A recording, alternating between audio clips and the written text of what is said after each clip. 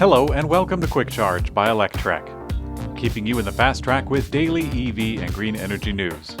I'm Mikey G, and it's Wednesday, October 21st.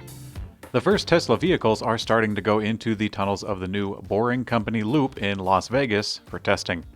A Boring Company Loop system consists of tunnels in which autonomous electric vehicles travel at high speeds between stations to transport people within a city. The first system is being deployed at the Las Vegas Convention Center, which is paying $50 million for the system. Today, the first Tesla vehicles were spotted entering the Boring Company tunnels, presumably for testing.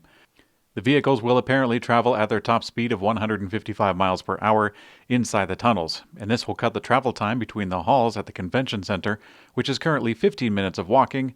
They'll cut it down to just 1 minute. LG Chem, who has recently been supplying Tesla with cylindrical battery cells, has announced that it is preparing to triple cylindrical cell production. The Korean manufacturing company also announced that it is working on a new form factor of cylindrical cell with higher energy density. Interestingly, they touted numbers that are exactly the same improvements Tesla announced for its upcoming 4680 battery cell that was revealed at Battery Day last month. The news comes after we heard rumors that Tesla is looking to acquire a stake in LG Chem's battery business, which might spur off of the broader LG Chem. Elon Musk confirmed that Tesla is starting the rollout of its full self-driving beta update, which the CEO says will be extremely slow and cautious. The update is apparently only going to a small number of Tesla owners who are expert and careful drivers in the company's early access program.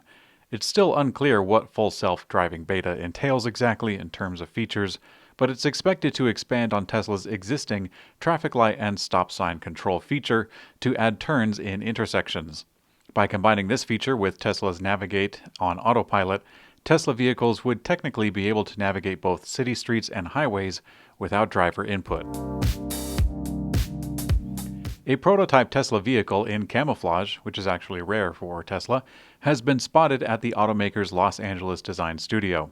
The camouflage on the prototype is so heavy that people, ourselves included at Electrek, can't come to a consensus on what the model is exactly. In Electrek's take, it seems that we're most likely looking at a Model Y with European specs. This episode of Quick Charge Podcast is brought to you by Electrify America, the nation's largest coast-to-coast charging station network for electric vehicles. No matter where you're heading, they have chargers nearby. And at charging speeds up to 350 kilowatts for capable electric vehicles, they'll help you get there fast. Find out what they're up to at electrifyamerica.com. That's electrifyamerica.com. Electrify America. Hello, freedom. Volvo has now confirmed the price of its XC40 Recharge, the electric version of Volvo's best-selling small SUV. For what starts at an MSRP of $53,990 before destination fees, the vehicle includes the following features: a dual-motor 300-kilowatt powertrain, an 11-kilowatt onboard charger, and 150-kilowatt DC fast-charging capability, 0 to 60 miles per hour in 4.7 seconds, and a 78-kilowatt-hour battery pack for a range of what Volvo says is over 250 miles. This is likely based on the WLTP system. General Motors has fully unveiled the GMC Hummer EV, and we got to see the full super truck with a super price tag.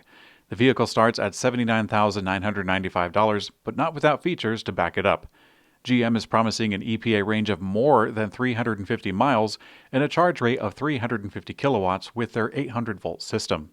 The promised 1,000 horsepower and 11,500 pound-feet of torque is coming from a 3-motor E4-wheel drive propulsion system that enables torque vectoring. As for the design, it is reminiscent of the old Hummer design, but it has been modernized.